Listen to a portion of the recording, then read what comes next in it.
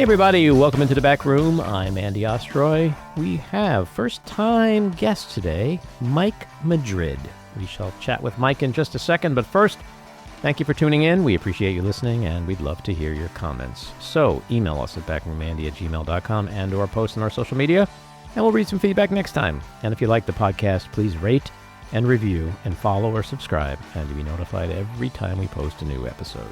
So, Mike Madrid has been a nationally recognized political consultant and authoritative voice on Latino voters for 3 decades. He's a pioneer in Latino communications and outreach strategies in state, local, and national political campaigns, and has worked for major campaigns on both sides of the aisle. In 2020, he co-founded the Lincoln Project, a Republican anti-Trump organization, and he was also adjunct lecturer on race, class, and partisanship at the University of Southern California in spring 2021, and is currently a senior fellow at UC Irvine School of Social Ecology. Mike is the author of the book titled The Latino Century, published by Simon and Schuster. Mike, welcome into the back room. Thanks so much for having me. Great to be with you today. I want to start off by just saying, like, how a lot of people say things like, oh, in politics, a year is a lifetime, or 4 months is a lifetime, or anything can and will happen during an election. Let's just recap the last, I think, 7 weeks. Okay, it's like Donald Trump became a convicted felon. President Biden had a disastrous debate, followed by 3 weeks of intense Democratic infighting. There was an assassination attempt on Donald Trump. There was a crazy Republican convention with Hulk Hogan and Kid Rock and the UFC guy, Trump wearing the thing on his head. Miraculously, when he took it off, there was not a wound or a scar. And then Biden quits. Kamala steps in. This is just 7 weeks. J.D. Vance pick in there somewhere? Oh, J.D. Vance. There you go. J.D. Vance, the lover of cat ladies. And so how is anyone ever supposed to be taken seriously when they make a prediction about what's going to happen in November?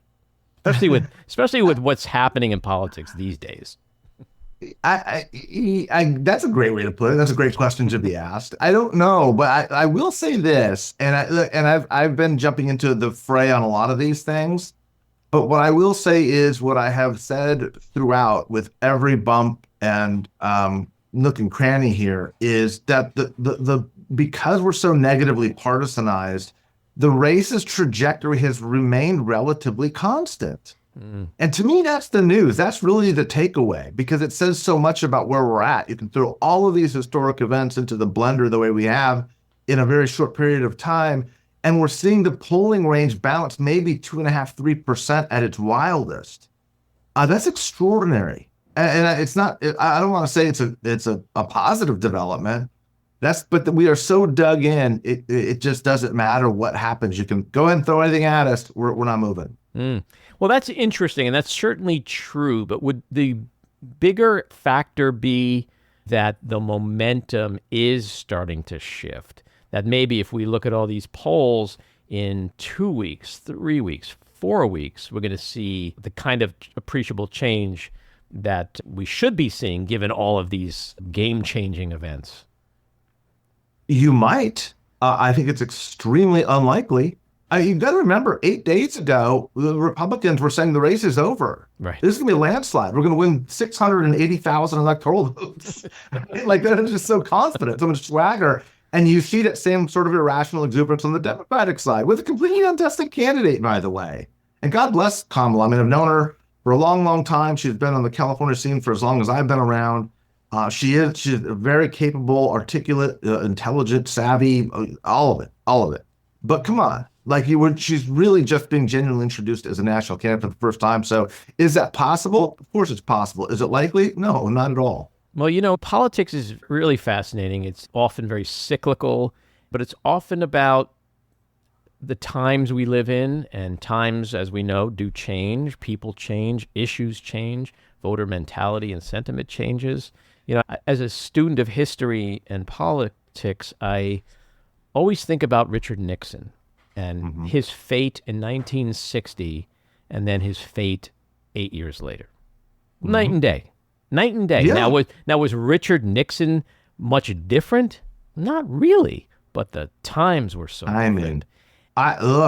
Yes, timing is everything, not just in politics, in life, right, brother. I mean, it's everything. So I'm not going to discount that. It's hard as a political professional, though, is I can't tell you how many, and I've done thousands of races in my career, how many times I've heard things like, you don't understand our community. You don't understand voters in this area. You don't understand how timing works. You don't understand, how important things like yard signs are. Well, we know some things are just quantifiably not true, and you can go on vibes, as we call them now. I'm not suggesting it's not. All I'm saying is I would much rather watch the fundamentals of a race develop than kind of go on my gut. And like I said, 8 days ago, everyone believed this race was over. And today, it's the exact opposite. Timing again, Donald Trump, he stands up with a fight, fight, fight, and this iconic photo. It looks like Iwo Jima. It's like, how does this guy keep pulling it inside straight, right? It's timing, it's timing. It's all true. And I'm not suggesting that it's not. I'm just saying that the trajectory of this race is far more likely to come into a trajectory that is very predictable than not. I'm also, frankly, I think that the prosecutor stuff is going to be very problematic for her. Why? In What do you think? much the way that John Kerry tried to enter the race as a veteran during a wartime and kind of upend George Bush at war, and it ended up being a horrible weakness for him. People don't realize how much of a weakness the border is going to be for her, how just damning it's going to be. And if you lose, they're already down 35 points to Trump on the border. People trust Trump on the border much more than Kamala Harris already. When the barrage comes, the ability to keep that security and law enforcement frame, when you're a cop from San Francisco and all the police unions in the country are against you, it starts to undermine just your entire frame if you can't, quote unquote, prosecute the argument against a convicted felon, which everybody knows, and the people who are with him don't care about his convicted felonies. I think it's a really slim goat path to get to where they're going with that frame. She ran once before. It wasn't like she resonated and was on fire. And so there are issues, but I don't know if like the exhaustion and anger at Trump and Trumpism isn't enough to maybe counter some of these other things. I don't know. I personally hope so, but I don't know.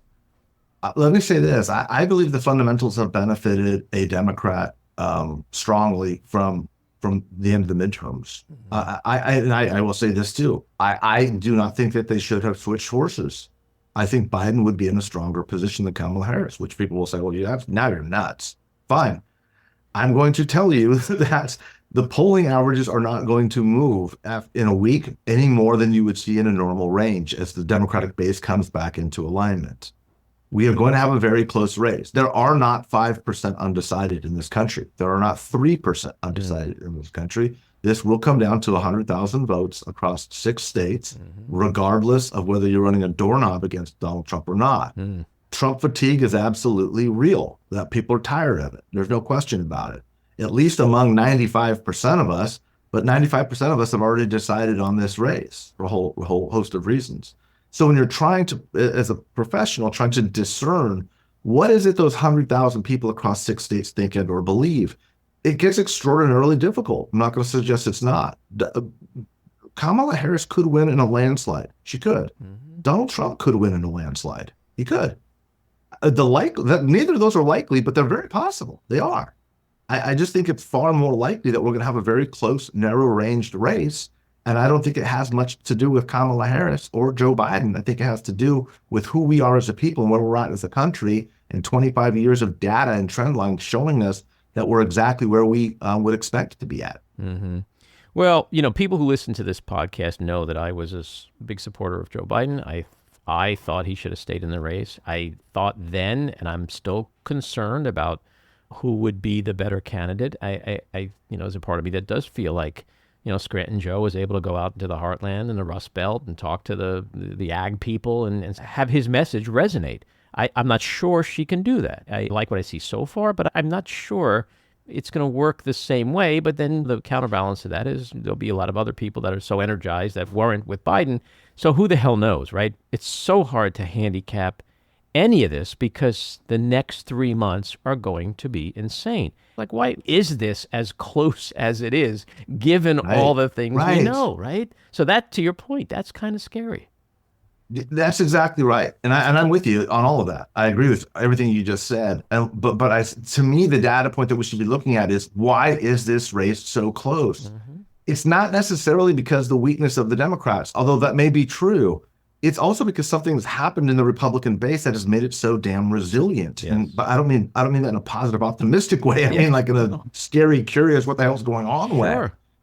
But I will. There's a couple of other things that we should talk about just from the data. And the best data, by the way, is actually electoral results. There is something that is happening that we need to pay attention to.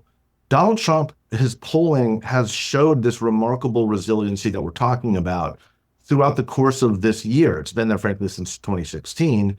But in this primary season, he's consistently losing 20% of Republican voters. And I mean, at 47 out of 50 primaries, he's underperformed the polls significantly with Republicans, including losing Vermont and DC, which may not mean anything to you, but it's telling. Like, when he was already basically the nominee, Republican voters were literally getting up off their couch, driving down to the high school gymnasium and voting against this guy. Voting for a woman who wasn't even on the ballot anymore. Precisely. That's a very big data point. You've got to listen to that, right? And so I do believe that when you're saying there's this Trump fatigue, that there is something to that. And there are three things that those 20% of Republican voters have been telling us consistently of why they've moved off of Donald Trump. The first was the big lie that the election was stolen. They're like, this is America, enough. You can't be doing that stuff. The second was the January 6th insurrection, which was a huge breaking point for a lot of Republicans. And the third was the Dobbs decision. Right. All three of those happened after the last election. Right. So it's not like that was baked in before to Republicans. Republicans have been saying, 20% of Republicans have consistently been saying, there's new information that I've got that I don't like this guy. So yes, if Kamala does keep her base, and she's certainly coalesced it to this point, no question, faster than I think anybody would have imagined, there is a good chance that she could win this handily. And look, I still believe that she wins. I do believe that. But I believe it's because of the fundamentals of the race more than I don't like her voice and I'm tired of his haircut and all that stuff. You mentioned, and this is an important subject to talk about, is that Democratic euphoria. I mean, Democrats literally were on the ledge a week ago. More than that. With no net below them, right? And now there's absolute euphoria. People are giddy. I mean, I have people texting me, and friends of mine, I'm like, God, stop it. It's crazy. And so, you have James Carville this week warning that, quote, that excitement has to be tempered with realism. He also says, quote, enjoy yourself, feel good, but there's tough sledding ahead. And then he also says, quote, if this was a play, it'd be called The Ice Pick Cometh, because they're coming for you. They're gonna, and it's going to get brutal. It's going to be bloody and brutal. And so, I hope that Democrats aren't sitting back and going like, wow, Biden's gone, the old guy's gone, and now we've got a young woman, a woman of color, and all the things that turn us on as Democrats and liberals and all that stuff, and kind of missing the fact of where we are in this country, where we've been for, half the country's in a cult, and people don't vote, and they don't care, and it's like, who cares? Go on the, we're nerds, right? So we worry, democracy, existential threat. Most people can't even tell you what existential means, right? As a word, right? So, to them, like, we had Trump once before, we didn't go into dictatorship, blah, blah, blah. This is all bullshit. That's what I worry about, is that we got our switch, and now it's like the euphoria is just crazy out of control. That's kind of what I'm saying. I'm with Carville, and again, people I'm sure are gonna give me a lot of hate online after this. But look, maybe it's just because we're too cynical from being old war horses doing campaigns for so many damn years. There's basically 3 months left in this campaign. I mean, if she keeps up this pace of euphoria for the past 4 or 5 days, she's going to be emperor of the world by September. And the danger that I think James is pointing out, accurately so, is think of how low you were, now how high you were. Both of those were completely irrational, by the way. Exactly. The panic that came over Biden during those 3 weeks was something I have never seen before. And what I'm seeing now is also something that I haven't seen before. There's like this manic nature to the Democratic base where it's so emotionally swinging to super high highs and these super low crashes. But the data's not moving. Like, people aren't changing their minds. They're changing their intensity levels. And at a certain point, it's going to be bad for your heart. I mean, first of all. But second, it's not, like I said, the fundamentals of the race are in this country are defined by largely by what people are against, not what they're for. And when you understand that, you realize why they're not moving out of their partisan foxholes. So it's great to be happy. It's so much better to be energized. It's good that you're throwing money through the internet at her as fast as you possibly can. But in terms of actually affecting the race, it's just really not. It's not affecting the race that much. Again, a lot of people would much rather be her. I'm not saying that at this moment in time. I like feeling better than not. I like not worrying about whether the old man's going to fall and break his hip and shuffle on stage, for sure. But at the same time, I don't think people have any idea of what is about to come next week and how brutal this is going to be, not just because she's a woman, not because she's a minority, but because her record really is going to open her up to a lot of these attacks. And there's a lot of people in that, I shouldn't say a lot of people. There are a lot of that 100,000 voters in the Rust Belt, Midwest, Southwest that are going to be amenable to this message and this frame if the Trump people can effectuate it properly. Yeah, well, the GOP has definitely been caught shell-shocked. They weren't expecting this. Now they're in the position where they're the party with the old guy who says crazy things and can't fit. Like, I love that part of it. They've been investing so heavily in that frame, and now it's theirs. Yeah, and I think they're scared. I think he's scared, and I think she's a different breed in terms of being able to attack. We see it already. Like, I remember watching Joe Biden and just saying, like, Joe, can you call him a convicted felon once? Can you just say he's a rapist? A judge did. Yeah. You shouldn't have a problem with it. She has no problem with any of that. She's like, hey, I put sexual predators and fraudsters away, and so I know Donald Trump's type. Like, when I hear that, I love it, because that says to me, that's the litigator talking. That's the prosecutor. She can prosecute this case. Maybe this is not an election. Maybe this is a trial in some Shakespearean way. And I try to remember where we are as a nation. We have Donald Trump again on the scene in a dead heat race because America ain't so fucking progressive, because it's not so enamored by change. In fact, how many people want to go back to the 50s, right? Yeah, I mean, that's exactly right. And we have to remember that so much of what animates the Republican base is regressive. It is against all of these things. We are witnessing a fight between two worldviews. And then when both bases are animated by worldviews and this existential threats to their worldview, they can overlook deeply flawed candidates and personalities on both sides. And that allows people to slip into this euphoria, like we were saying, which is, oh my God, this would be amazing. Now, having said that, look, I think it would be kind of Shakespearean justice if Donald Trump lost a woman prosecutor. Yeah. I mean, that would be fantastic, right? Like, that would be like the great ending chapter of the whole Trump era. But, you know, like I said, we've got to be. I'm glad Carville's saying it, because if I, as a Lincoln Project Republican, saying it, I mean, I'd be ridden out and cast out into the desert as a scapegoat. We've got to have a level head about what's coming. It is a very winnable race. It is possible. It is not going to be easy. It's going to be brutal. Be one of the toughest campaigns I think I've ever seen, and she's not as strong as it feels right now. Because no one is. It's not a rap on her. Well, she's got a lot of momentum, and yes, we have a Democratic convention coming up soon.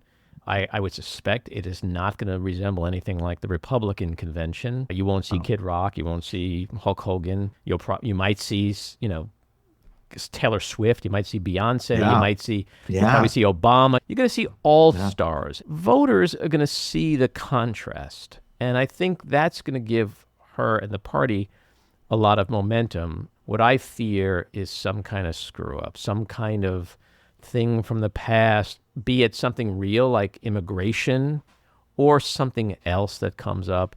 And so it stops me from being euphoric.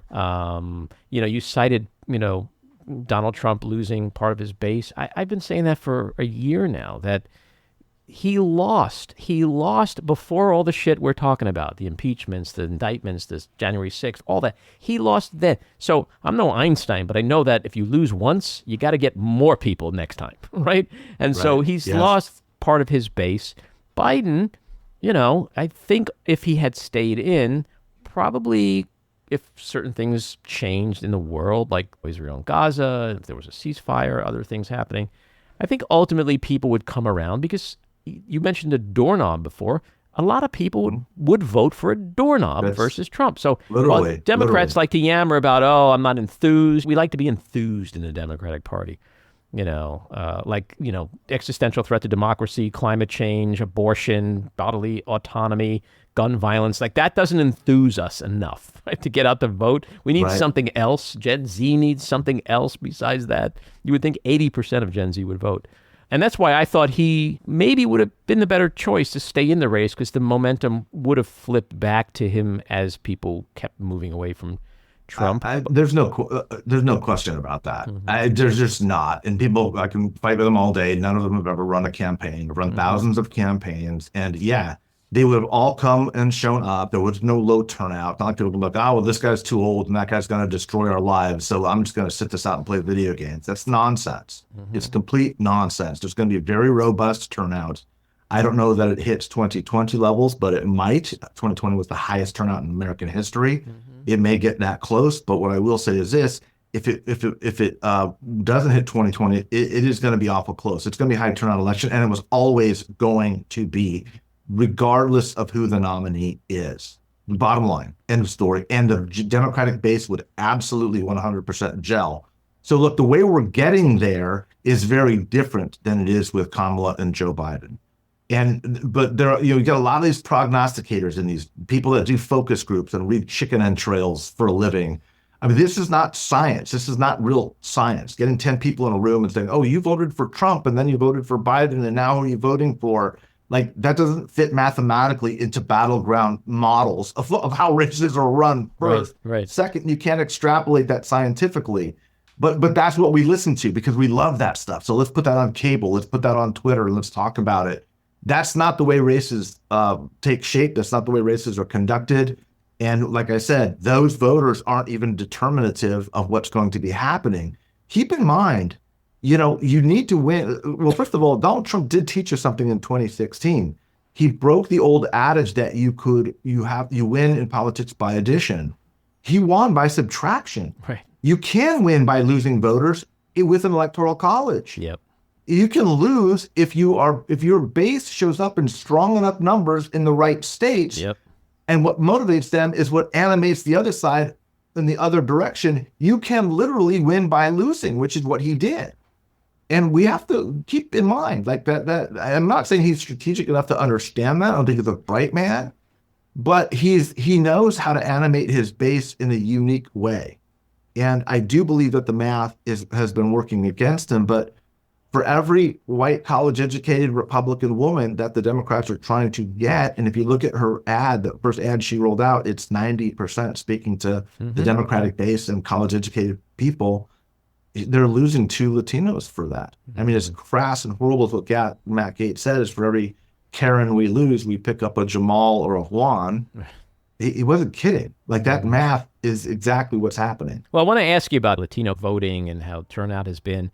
What do you see as the trends in this very important voter base? Yeah, that's a great question. So let me kind of start from the top and work down. Just wrote a book on this called The Latino Century. Just came out. Order now. 71% of all of the growth in the United States of America last year was from Latinos. 71%. Fastest growing segment of both the population and the electorate. And it's starting to hit kind of exponential numbers at the voting booth now. Just surpassed African-American voters in 2020. 38%, almost 40% of Latino voters are under the age of 30. Very, very young. Almost half, like if you look at it broadly, almost half of Latino voters are under 30. Certainly half of them are under 40. This is a very, very young electorate. And the younger the voter, the less likely they are to be Democrat compared to their older counterparts or older cohorts. Now, this doesn't mean necessarily that they're moving to the right because they're quote unquote conservative. In fact, what I argue is they're becoming more populist. They're rejecting the leadership in both parties and the politics of both parties. 60% of all the Latinos in the country are of Mexican American descent. So this is largely a Mexican phenomenon, okay? But it's not that 60% is so big, although it is a big number, it's that everybody else is so small. Nobody else hits double digits. It's kind of like Mexicans and then every other country of origin. Puerto Ricans, who are Americans, of course, are second at 9%. Then it's El Salvadorians at 6%. Cubans and Nicaraguans tie at 4 or 5%. Cubans are only 5% of the Latino vote nationally.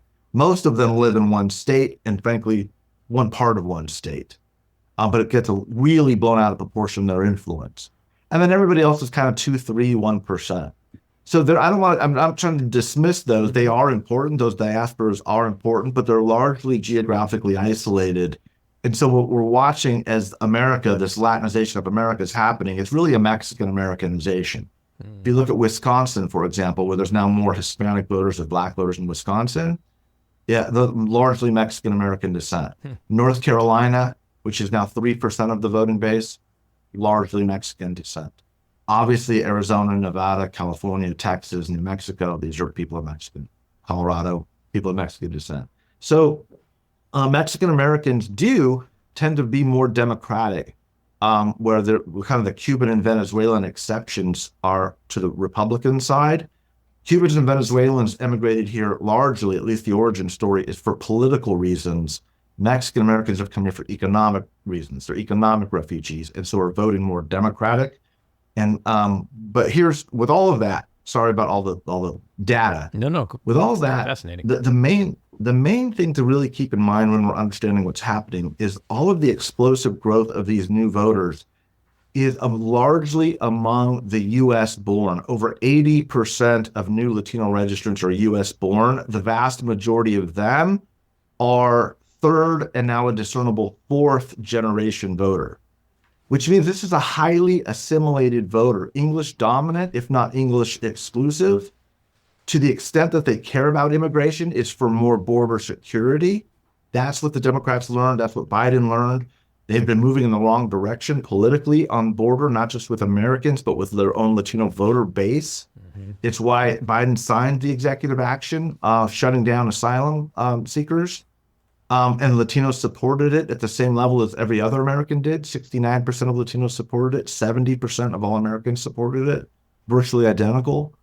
And that trend is going to continue. That's where the rapid growth is happening. You cannot build a wall to stop what is happening because it happened largely 60 years ago. And now the growth is happening amongst the grandchildren of immigrants.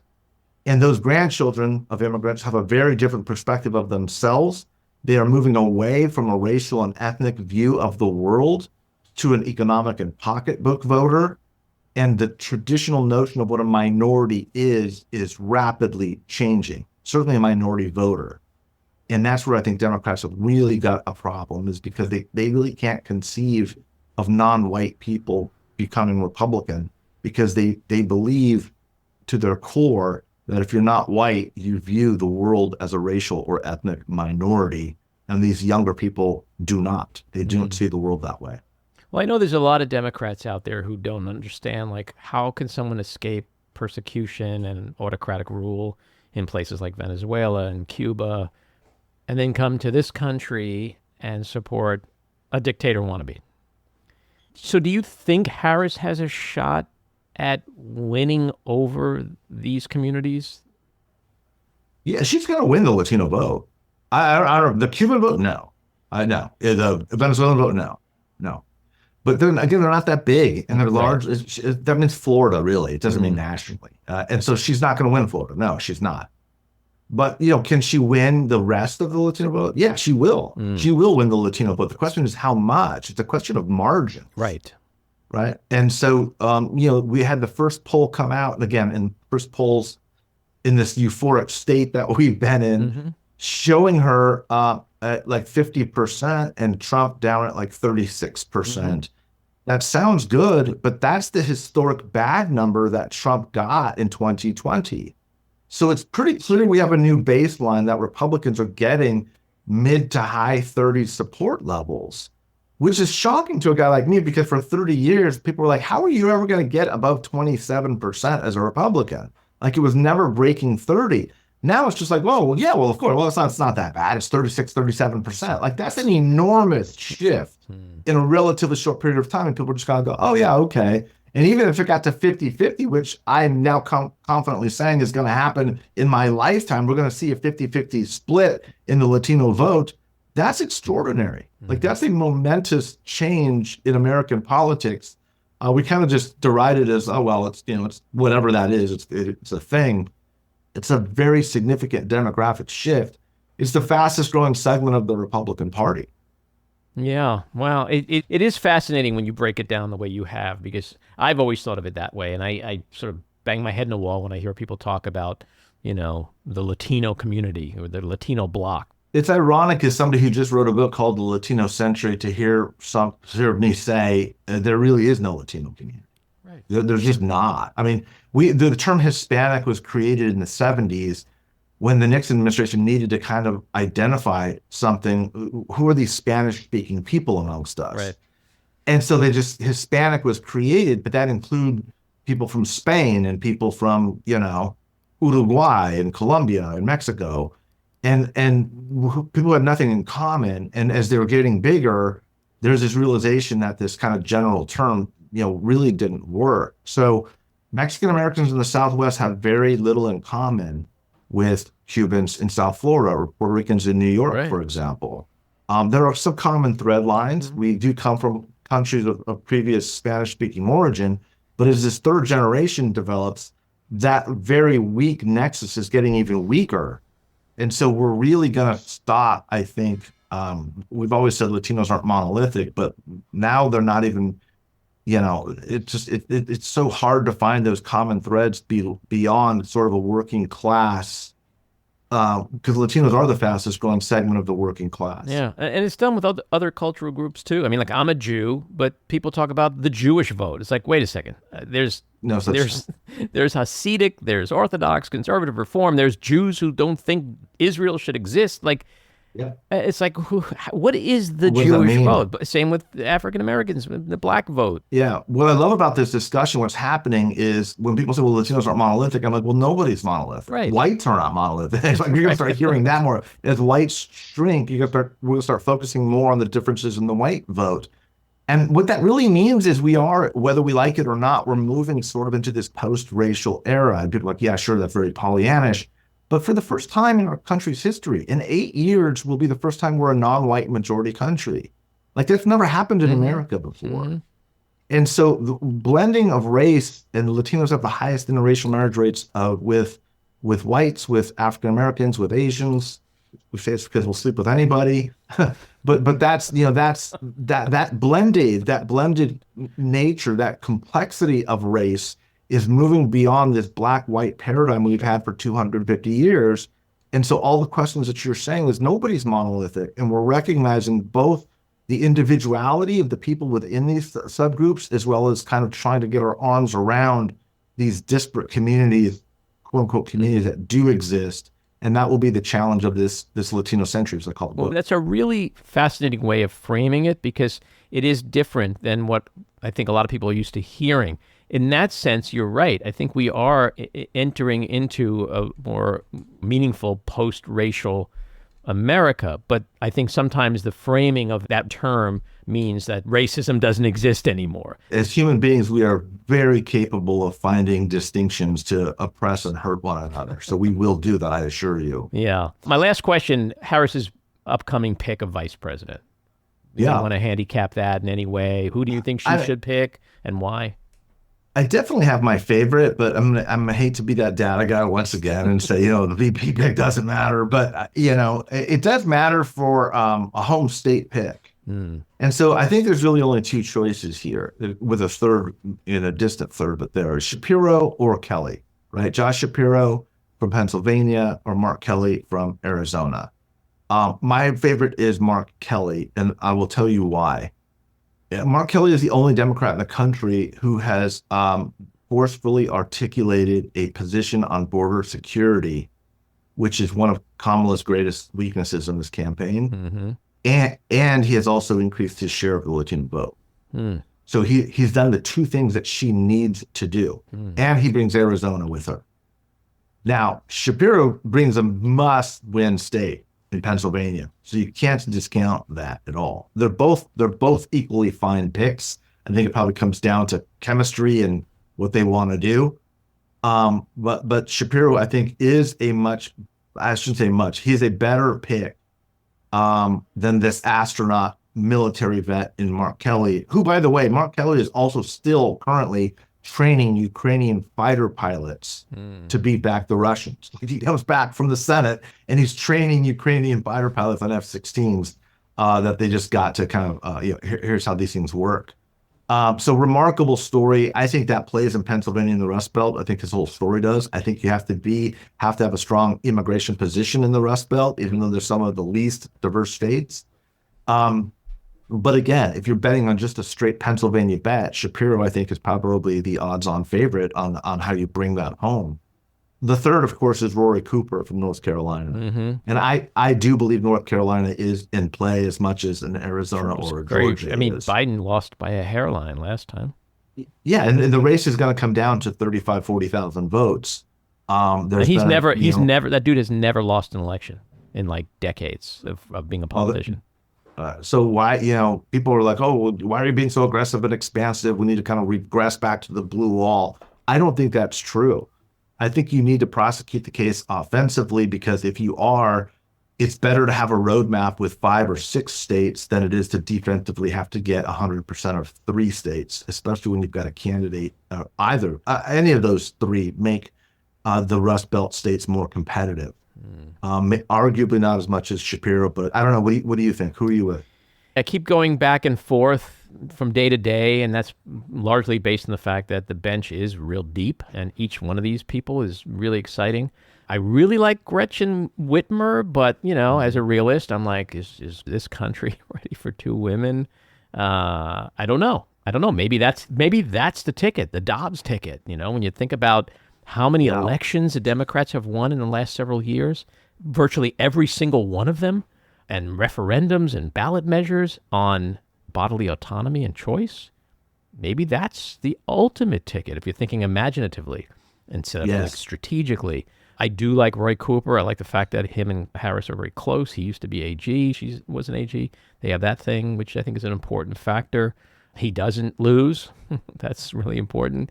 North Carolina, what is this, 15 electoral Basically votes? Wisconsin, yeah. Yeah, I mean, Arizona has 11. Pennsylvania's got 17, I think. 17. Yeah. I love Shapiro as a Jew, selfishly. I'd love to see another. I mean, you got the first man, right? He's Jewish. Have another Jew in the White House. I don't know. I just think the most important factor here is, can the person step in the next day and be president of the United States? And when you look at Kelly, the dude is straight out of Central Casting. Yeah. Right? That dude is presidential. I think they're all presidential and they're all capable. But I think it matters. So I don't know. I'm really torn. I think Andy Bashir is a really interesting choice. Yeah. Really interesting. There's choice. a lot of So talk about speaking to the people in the Rust Belt and Heartland and on the other side of the fence. I mean, the dude is a governor of a blood red state. So it's really interesting. It's going to be real exciting to see who she picks. I mean, I think in a perfect world, if I didn't have to worry about anything, I like Pete Buttigieg. Yeah. Let me talk about Pete and Gretchen Whitmer because they are very real possibilities, and the strategy, as you just kind of broached on a little bit, it's not a bad strategy. The idea is you can so excite the base, you can propel it up 1.5, maybe 2 points with women or with traditional, younger people, LGBTQ people, whoever. With Pete, they speak very strongly to that base. Why not double down on it? Why are we trying to weaken that at a time when we're already partisanized? Let's double down on our own foxhole and see if we can get more votes out the way Trump did in 2016 and 2020 with his base. Because J.D. Vance was kind of that type of pick, by the way. Exactly. That was a base pick. So they're trying to just super rocket fuel energize their base and pop up a point or two. That's not a bad strategy for Democrats to employ with Gretchen Whitmer or a Pete Buttigieg. So if she does pick a non-traditional pick like that, I don't think it's a bad thing at all. I think this euphoric state Democrats are in could even go to the next level and just try to keep that momentum going. I think that's a possibility. Oh, if you want to make my fellow libtards more euphoric, put a gay man on the ticket. Yeah. You can't get more euphoric than that. Mike, this was a real pleasure. Really interesting points you've made on a lot of subjects, and I do look forward to you coming back and talking with us again as the campaign continues to roll out. Love to do that. Thanks for spending some time, Andy. Alrighty, take care. This episode of The Back Room was edited and produced by me, Andy Ostroy. It was co-edited and co-produced by Maddie Rosenberg and co-produced by Jen Hammoud. Our theme song was composed by Andrew Hollander, and our logo was designed by Cricket Langell. And special thanks to Patricia Wind. Please take a moment to rate and review the podcast, and also follow or subscribe. Until next time, keep your eyes on Washington, Hollywood, and your own backyards, and have a great week.